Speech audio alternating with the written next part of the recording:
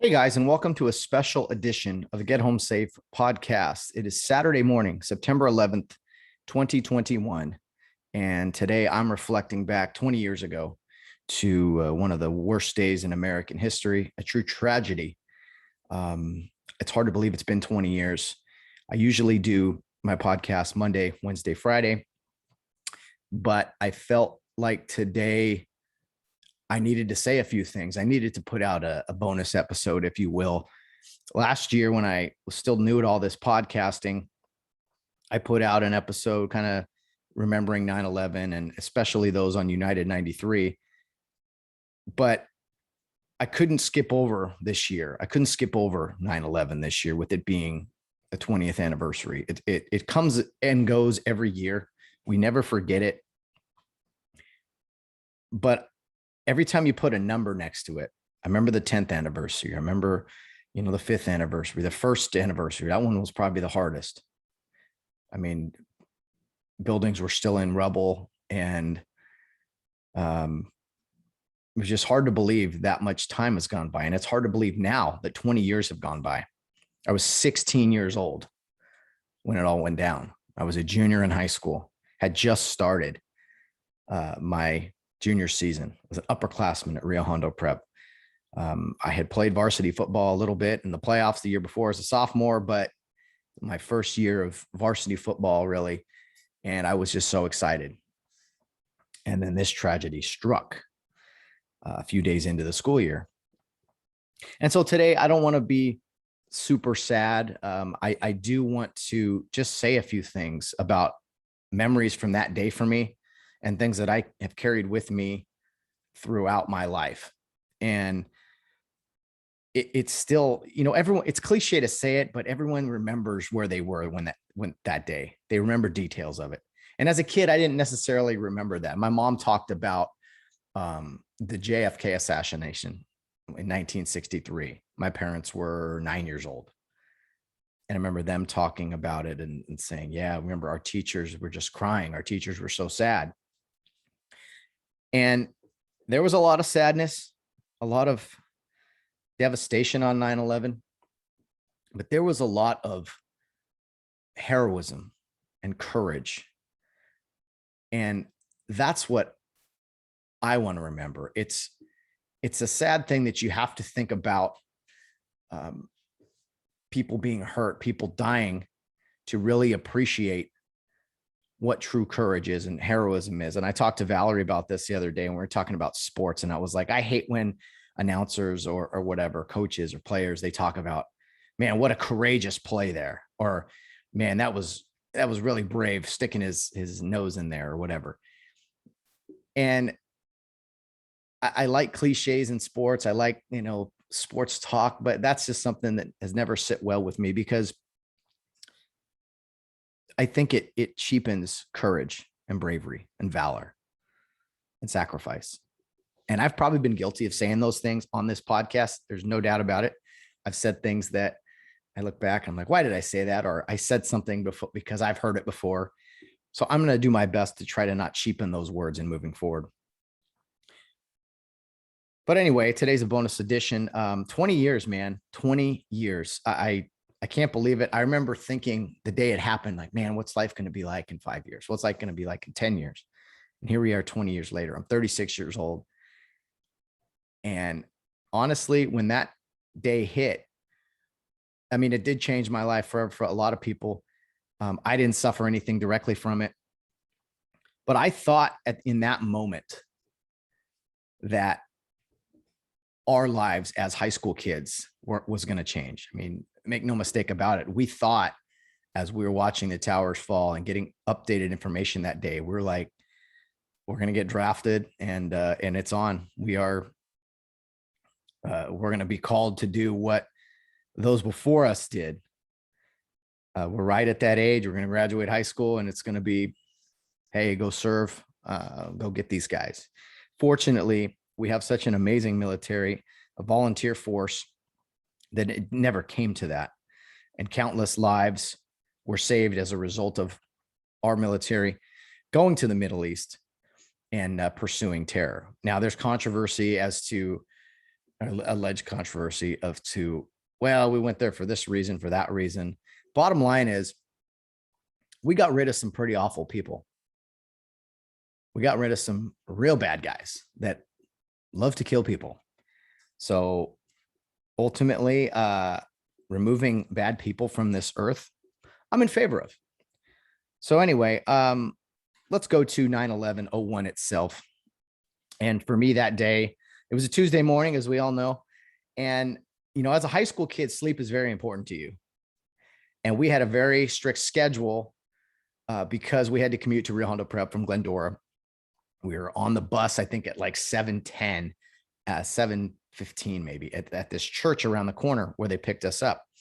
And so I had my schedule down, right? I could sleep till 6:30, basically, roll out of bed, get everything, and we'd leave the house at 7:05 maybe, and go to this church around the corner to jump on a bus and go to Rio. Well, I remember my mom waking me up a few minutes before my alarm goes off. And as a kid, that's like the worst thing in the world. Like, I had 15 more minutes to sleep. Why would you wake me up? I always get up at 6:30. It's not like it. So she came in at like 6:15 and was like, hey, wake up. You got to see this. A plane hit the World Trade Center. And I had heard of the World Trade Center before, but I was like, Mom, why are you waking me up? Because some pilot couldn't see it. How could he miss the building? Was it foggy or something? And thinking, like, what's crazy is everybody thought this. You find out later as you talk to people about this that everybody had these thoughts, the same thoughts you did, which is crazy. So I thought it was a little plane, or it was foggy, or it's just, I don't know. Dude had a heart attack. The pilot, it could have been anything. So I go to the TV. I'm mad at my mom. I'm so mad. I'm like, I had 15 more minutes to sleep. And I go in there and she's making a big deal about this. And I'm like, I'm a high school kid. I'm like, what are you talking about? So I walk in the room and I turn the TV on, and I'm like, oh, that's a big plane. And then it like jumped me like, oh, wow. Like, that's a giant hole in a building way up high. So there's not many people above it. I remember thinking that, going, wow, it was way up high. So he must have just hit, thinking again, accident. Well, a few minutes later, second plane hits. And it looks, at that point, there were some images and things. And my mom immediately said, this is terrorism. This is terrorism. And I'm going, so many thoughts went through my mind as a kid. I'm thinking to myself, terrorism. How would they get pilots to fly a plane into a building knowing they would die? How would they do that? What did they have them have a gun to their head? How would they do? And then thinking to myself, wait a minute, these terrorists, they wanted to kill Americans so bad they were willing to die. I just remember thinking that, like a kamikaze fighter pilot, right? In World War II, they usually had been hit or something of those lines, and we're going to go down anyway. And so they crashed into aircraft carriers. To my knowledge, I think some of them also were just like, hey, we're going to be human missiles. But I remember those thoughts going through my head. It's like, what kind of crazy people want to kill themselves to kill other people? And so the more and more I thought about it, and I think I was talking to my mom even, she's like, there's no way a pilot would do that, would fly the plane himself or herself into a building of people like that. And I remember the second plane hitting much lower than the first tower that was hit. And my thoughts were, basically from the middle of that building up, how are they going to get those people out? The first tower, there was no way you can get to the roof, right? The contact was too high. I'm thinking, okay, maybe they can go up, get to the roof. They got to get to the roof somehow. And I think that is why that building fell sooner, was because it was hit more in the middle. I don't want to get into all the details, but so anyway, I think that building fell that for that very reason. But I remember sitting there watching those two towers burning and going like, this isn't a movie. I loved action movies. I liked violence. I liked, just anything action, because you're a kid, you're a boy becoming a man, and that stuff was always interesting. But I remember having that feeling too. Like, this isn't a movie. There's real people up there, and hundreds, if not, I don't even know how many people just died instantly. And seeing people up in the windows waving with, I don't know, clothing or towels or whatever, just trying to be seen, like, help me, help us. And I never thought that the building would collapse. Again, I was a naive little young kid, just like, okay, if they can build skyscrapers that are that tall, then they could probably withstand quite a bit. Anyway, we get in the bus, we go up to the church, we get in the bus, and I think it was around that time we heard they just hit the Pentagon. And when I heard they hit the Pentagon, I was like, not that to dismiss the Twin Towers, but I remember when they hit the Pentagon, I was like, okay, this entire plan has been completely thought out. They went after our military headquarters, basically. And it was then that I knew we were kind of going to war anyway, but it was at that time I was like, oh my God, literally, oh my God, what is next? What's the next target? Because I knew there was more. I was like, they hit 2 skyscrapers in New York side by side for maximum casualties, as well as the whole concept of, our financial district and everything, crippling us in any way they could. But they hit the Pentagon. And I'm going, wait, what? That's supposed to be a stronghold. No one's supposed to hit the Pentagon. No one's supposed to cause damage to the US military. And on that bus ride, I think the radio was on, and then it was either on that bus ride or by the time I got to school, both towers had fell. And again, like something out of a movie, I'm sitting there watching this and wanting to turn it off, pause it, whatever, because I was like, there's real people in there getting crumbled. And before, well, I shouldn't say this. So I get to school, the Pentagon, and then we found out, it was just one thing after another. A plane went down in Pennsylvania. You're thinking, okay, what kind of plane or whatever? You didn't know all the details. And it crashed in the middle of a field. And I remember my immediate thoughts on that was, okay, they didn't run out of fuel. They didn't miss their target or something. Something's different about that. Something was different about that plane and that crash. And I do want to get to that in a minute. But as we got to school, we're watching footage all day. Mr. Dan Davis was a history and political science teacher. Can't remember which class it was. He taught both. And he told us as we got there, he's like, 50,000 people go to work in those buildings every day.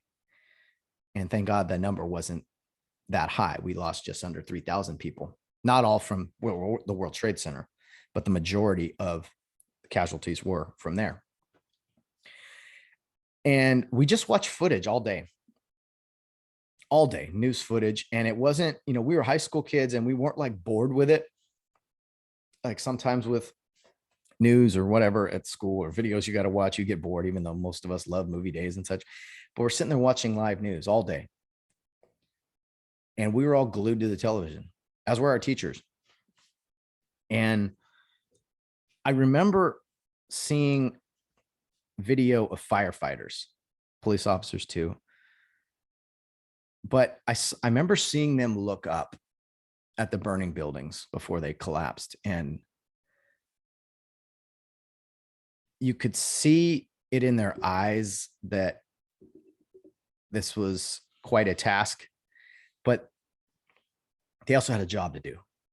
And people needed them. And I remember thinking to myself, going like, what are they going to do when they get, they can't, how are they going to put that fire out? What are they possible? Why, I remember thinking that, why are they going up there? There's nothing they can do. They can't put that fire out up there. How are they going to take hoses? Like, I was thinking, this is impossible. But to see each and every one of them take those steps forward, throw their gear over their shoulder and start moving, that was something that always stuck with me. And I even remember thinking, like, these guys know they're going to die. They know this is a lost cause, but there's an ounce of hope. I can't they're heroes, and I can't put myself in their shoes, but I just, they had to be thinking. I've heard them some guy, the survivors interviewed. They had to be thinking, just we don't know what we can do, but we have to try something. And that was kind of a theme of the day, really. And to see them climb those stairs, no elevators, to try to get up 90 flights of stairs in their gear. Dudes are exhausted. They're breaking open vending machines for snacks and water, and just to hydrate and keep going. I remember seeing that and just being like, so these guys are exhausted. And if they get up there, will they have any strength to do anything? There's a picture of the towers burning, and there's one fire truck on I think it's a Brooklyn Bridge, and it shows them going towards the Twin Towers. And it said, everyone on that fire truck died. And they probably knew it on their way going in. And I'm sure there's been all kinds of training with New York City firefighters, tall burning buildings and everything. But to have the Twin Towers both in flames, I mean, that just had to be nothing they could have trained for, could have prepared them for that. So that always stuck with me, seeing the firefighters climb those stairs. And especially after seeing, obviously, the towers fell. So I just like, those guys were climbing to their deaths with just a hope and a prayer that they might be able to do something, save somebody. Just amazing people, true courage. Those guys woke up Tuesday morning, probably not planning, thinking anything was going to happen. And unfortunately, it was the worst moment in the history of probably all American firefighters. So another thing that stuck with me was the seeing and hearing that people were jumping, and people above the flames or right at the flames. It had to be so bad. Just put yourself in their shoes. Like, how bad was it around you that the better option for you was to jump? Make that personal decision. I'm going to die, but this is how I'm going to go out. I'm not going to burn alive. I'm not going to suffocate. It hurts too much right now. At least if I jump 80, 90 stories, it'll be painless. However, that 4 or 5 second fall must have been terrifying. I can't imagine the thoughts that would go through my head if they were the last 3 or 4 seconds I had on Earth. People holding hands, jumping together. I mean, I remember seeing that and just being so heartbroken that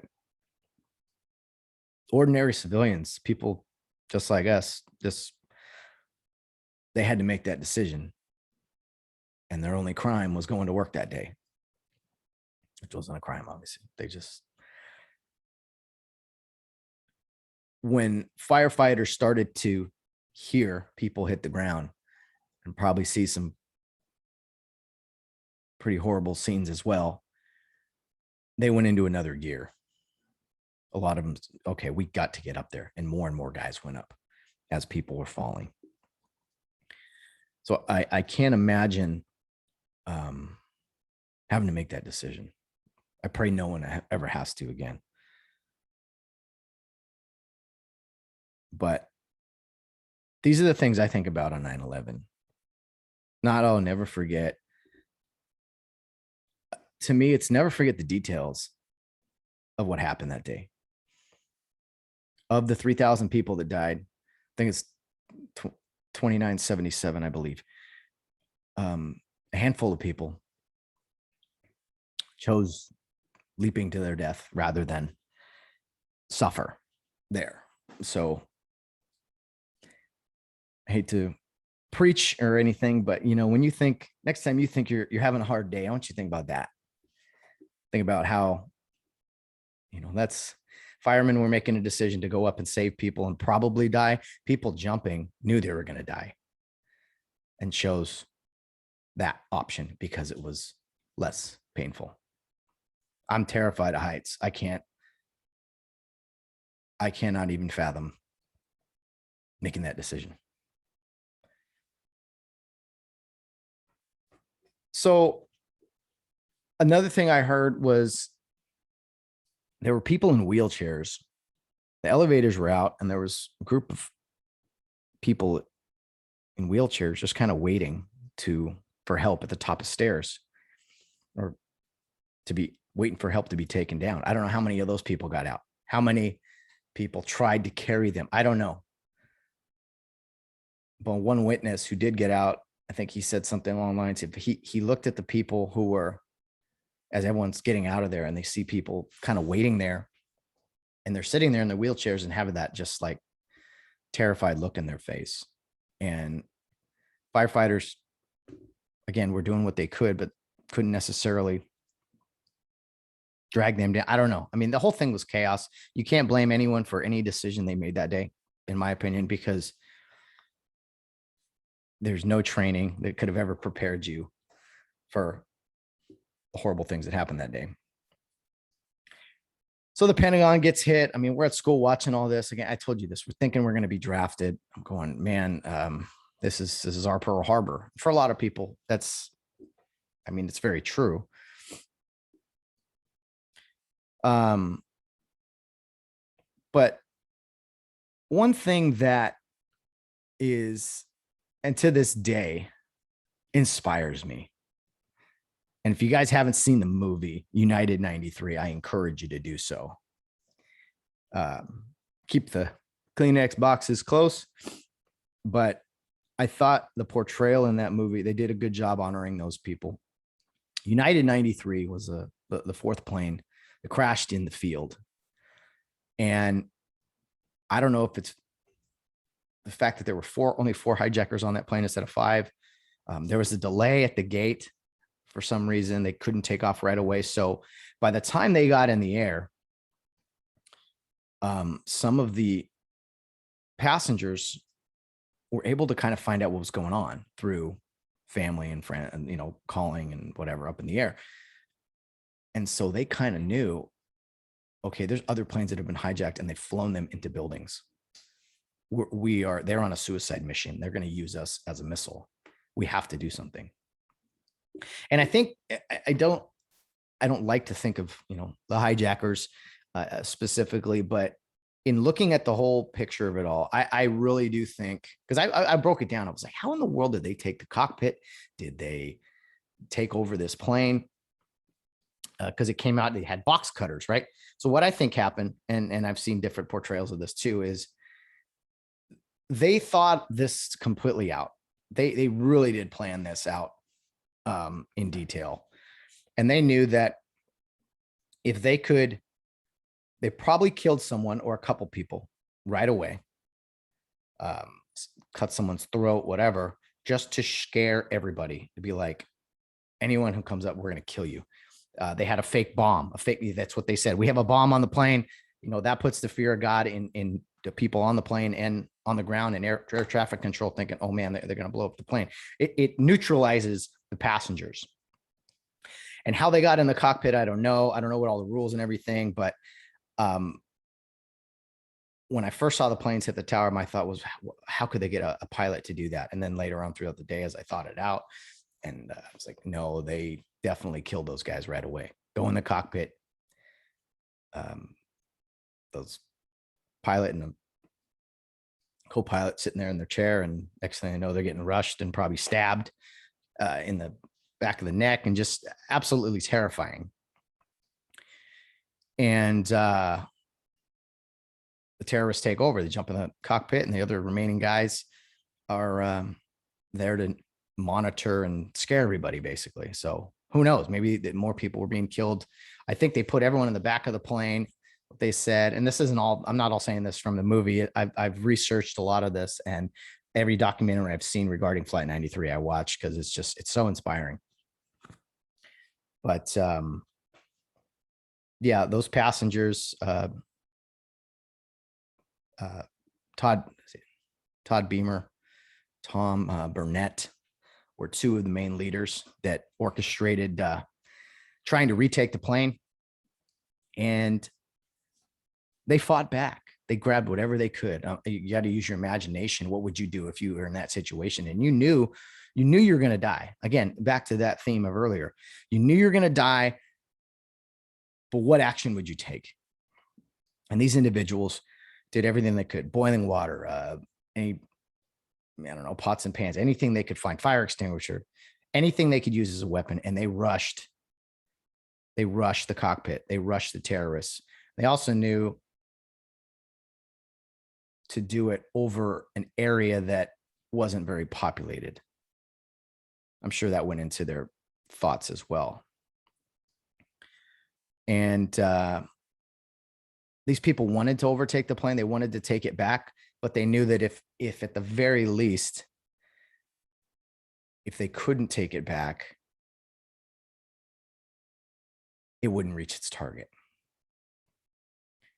And so what's so inspiring to me is just, again, knowing you're probably going to die and then being able to act just with all of your might, like it's no big deal. Like it's just, I mean, you don't have a choice. You're up against it, right? You're up against it and you just, everything you got, screaming, shouting, just totally going on the offensive. I mean, what would you do in your final moments, knowing that your actions probably would not save the day as far as you go? How would you go out? I honestly don't know. I think for a lot of us, we would be terrified, and there's no way those people were not scared, which is even more powerful. They rushed the cockpit, tried to get in. I think from the black box recordings, they did get in briefly and were trying to take controls. And the terrorist either just said, all right, screw this, we're going down right now, or in the attempt to try to gather the controls, the plane went down.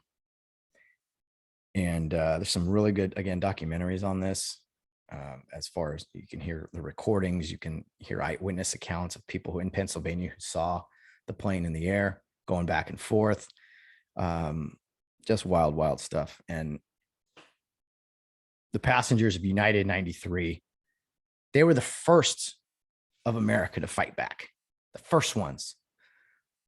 There have been a lot of great military members and a lot of people have done a lot of things for this country since then, but they were the first that said, no, not on our watch. And these were everyday civilians. These weren't members of the military, law enforcement, to my knowledge. I mean, it's not like that whole plane was ex-military or something. They're just flight attendants, businessmen, mothers, fathers, just people getting on a plane that day. And again, when things get tough for me, these are the types of people I think about. You know what, Matt, you got to suck it up. You're not in Afghanistan. It's not that hot, right? Or you're having a rough day. Really? No. I mean, it's not dramatic. I'm not trying to be dramatic with these things. I just, in honor to never forget, you got to remember the details. You got to remember the people. I have a flag that we have yet to hang. And today I think would be a very fitting day up in the guest room. And you guys have seen it on this podcast before when I was living at the other house. And it has the names of every single person who died on 9/11 written in the stars and stripes. I got that at Ground Zero. It's one of my most cherished objects, I'll say. I got this hat there. I know it's a little corny, but God bless America, and has the Twin Towers and flags and such. I've been to Ground Zero 3 times. 2005 on a summer trip when I was a coach, a group of kids. It was all still very, very fresh. I mean, it's just eerie being there. I went back in '08, a few months after my mom died. In October it was. And then I went 2 years later in 2010 with my brother Sam. We went to a concert there. We're just he and I. We had a great time in New York. So um, every time I'm in New York, I don't know if I'll go back or not, but I do go to Ground Zero, to the site. I think what they've done with the memorial there is absolutely incredible. I mean, it's truly astonishing. They've done it so well. The new tower and the reflective pools, I think, where the towers used to stand. And yeah, it's just powerful going there and seeing that. Every time I've been there, it's just I take a few moments, and as I'm sure everybody does. Um, and to see how it's been rebuilt is like, yeah, take that. You knocked our buildings down, you knocked our people down, but we came and got you. We killed a lot of your cohorts along the way, Osama bin Laden. And May 1st, 2011, when he got what he deserved, he got a bullet or two to the head. I'm sure that Navy SEAL team was thinking of all the people that died on 9/11. And that's why no matter where we go as a country, military, it's like, wait, who do we get? What did this guy do? What did he stand for? Anytime we kill a bad guy, I raise a glass. And maybe that makes me barbaric, but hey, it is what it is. A few other things just about 9/11 that I wanted to mention. You know, so I said I was in high school, right? And so that happened on a Tuesday, and that was supposed to be our home opener that Friday.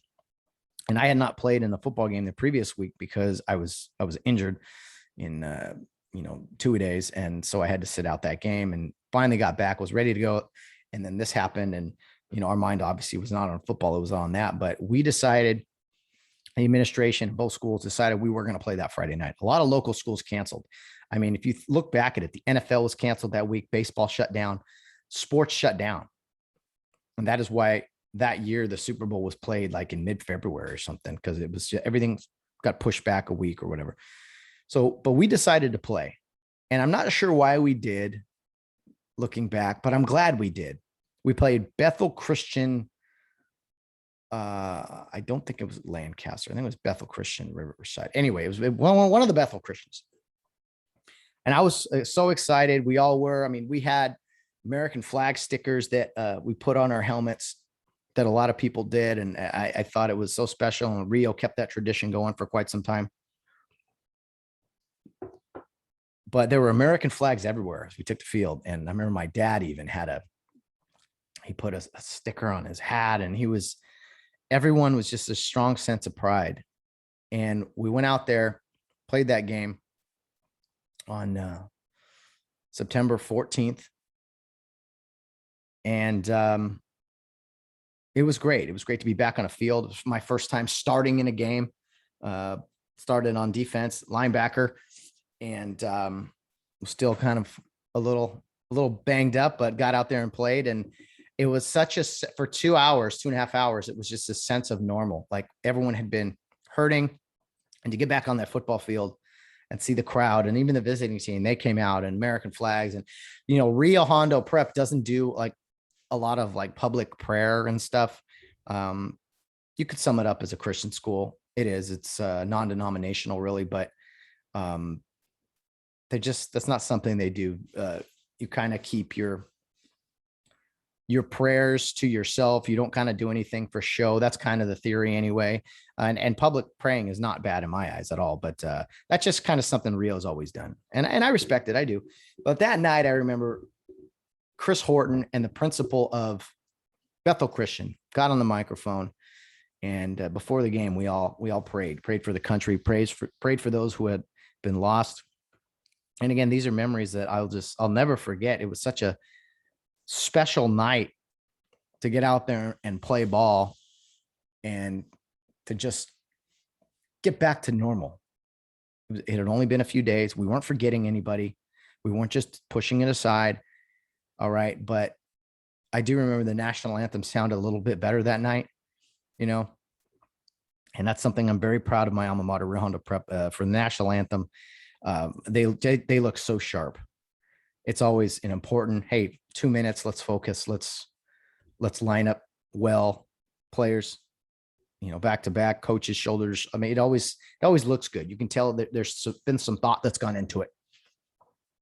And it's to remember awful moments like this, to remember the good in America, to remember the firefighters who ran upstairs, to remember the strangers who hugged each other and pulled each other out of those buildings, to remember the strangers who united on United 93 in one of the greatest, most courageous acts of our time.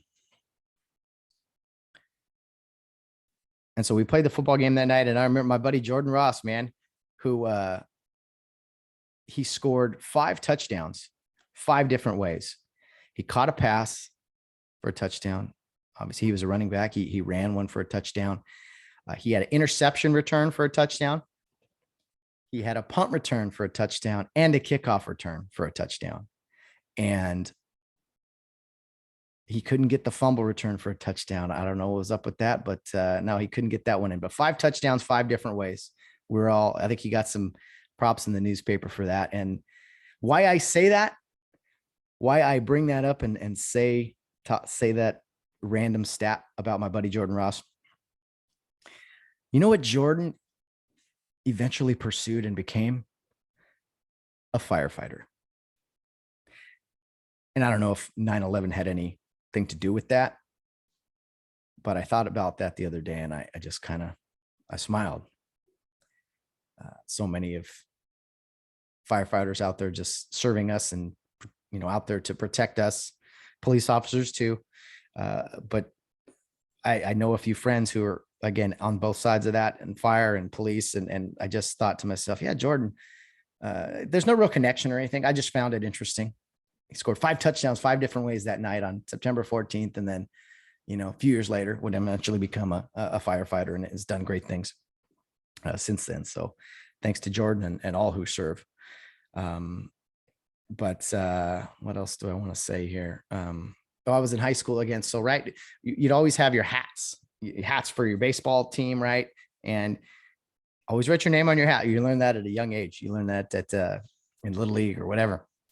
So when you throw your hats or, you hang a hat in the dugout, well, people would write their initials or whatever. And I remember going to write mine and I thought to myself, it didn't even occur to me to write my initial. I just said no. And I wrote 9/11/01.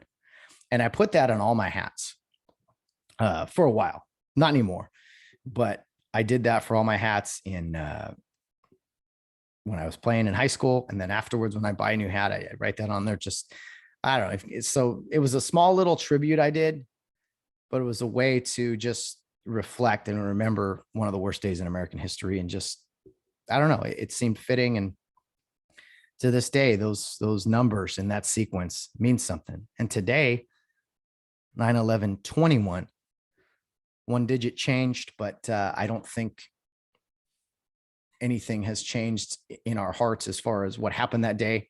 And I know that some people have their so-called conspiracy theories. Everyone's entitled to believe what you believe. That's all I'll say about that. But what I saw that day and heard that day, I mean, what I take from all that is just, we were attacked, we fought back, we suffered, but we persevered. We got through it. And a lot of people during election times and things of that nature, they say, man, I love thinking back to September 12th, because September 12th, we were all united. American flags everywhere. Sports teams, they do some things now that I just find reprehensible. But everyone had American flags. Everyone was united. We're going to get through this. We're going to make those who did this, we're going to make them pay. And so I'll never forget those days after 9/11, those months, those years. And eventually it kind of faded off. And then it's come around every year. Hey, September 11th, never forget. Well, I wish we wouldn't forget it the other 364 days a year, 363 days a year. I wish it wasn't just one day where we remembered, hey, never forget, because it is something we need to always remember, not look at as like almost it's not a holiday, but it's an anniversary, right? It's a remembrance. It's a day to remember. And to look forward 20 years at that time, I had no idea what was going to happen. If we were going to be at war and be in Afghanistan for 20 years, and if we would lose so many servicemen on all these different missions and all this combat in the Middle East and Iraq and Afghanistan, I didn't know where I would be, what I would be doing. And in some ways, over these years, I've felt like I haven't done anything. I haven't done anything enough to. So many people have given their lives. My buddies have gone into firefighting and police officers. And what have I done? And that's one thing with this podcast that I want to continue to do. I don't get any money from it. It is nice to be able to come on here and speak my mind, hear from other people. It's not something I think will change the world by any means, but change America. But it's at least something. And I wish I could do more. And maybe I will do more in the future. I don't know. But to those who serve in the military, to those who are firefighters and police officers, to those of you who on purpose are willing to get in harm's way, I will salute you every chance I get. I will say good things about you every chance I get. We could not have this amazing country without you. And I know there's a lot of turmoil right now, a lot of arguing, a lot of things going on. That's all I'll say. But I think if there's anything we can, well, I shouldn't say all of us agree on, because even this we don't. But in looking back on 9/11 20 years ago, I'd like to think that that could at least bring us all into one circle and be like, man, I remember that like it was yesterday. Because I do. I remember it all like it was yesterday. And it's just so hard to believe that it's been 20 years. 20 years. I can't even, but you know, time keeps going. Life keeps moving along. The world keeps spinning. In 10 more years, it'll be the 30th anniversary and then the 40th, right? I just hope that we don't ever let history repeat itself. We stand up and fight, and not let a punch really be thrown at us without defending ourselves. I hope that nothing like this ever happens again.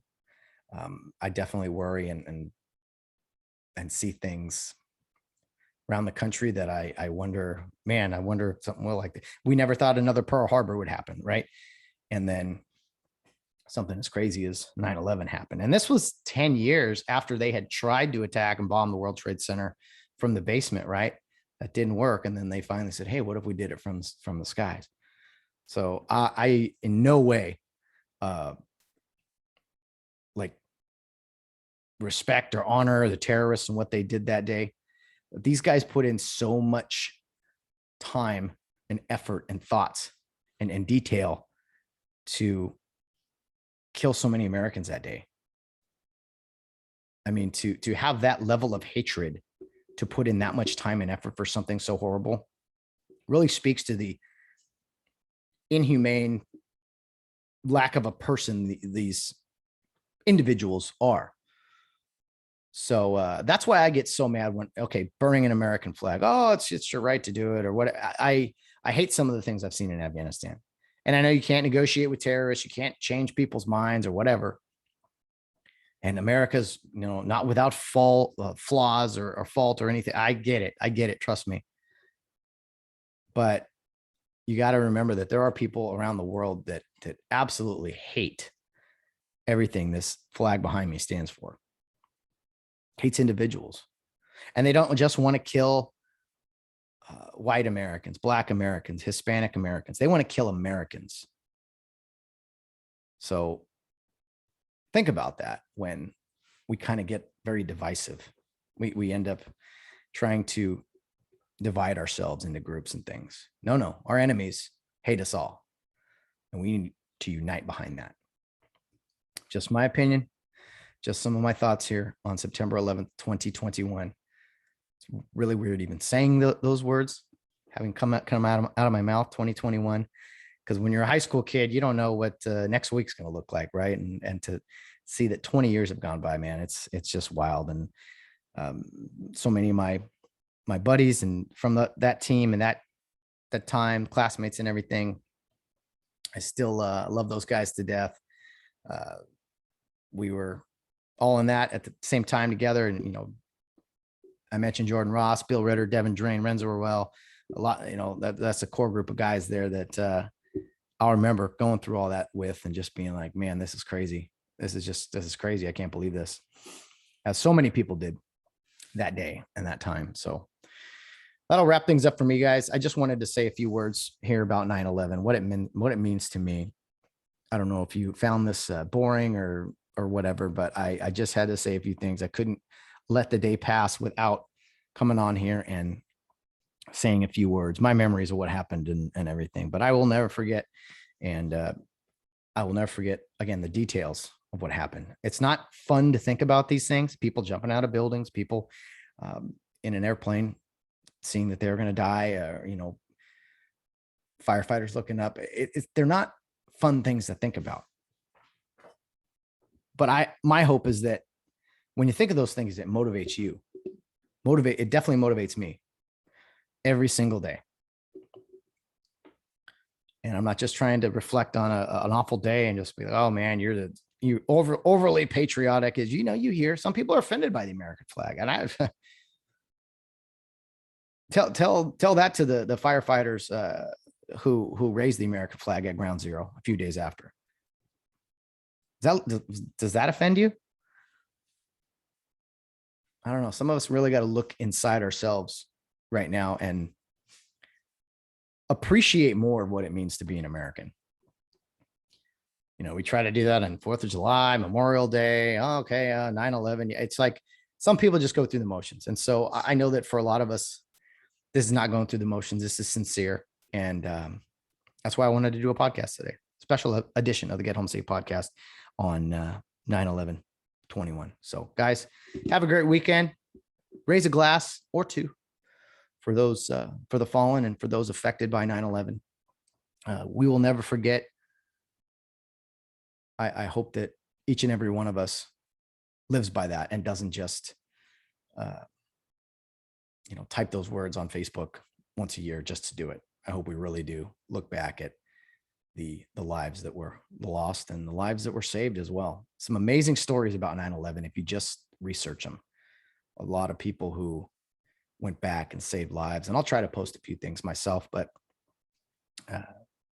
let's reflect on this and honor those who paid the ultimate sacrifice and those who saved other people that day on 9/11/01. Have a great rest of your week, guys. Thank you for watching and listening to this edition of the Get Home Safe podcast. God bless America.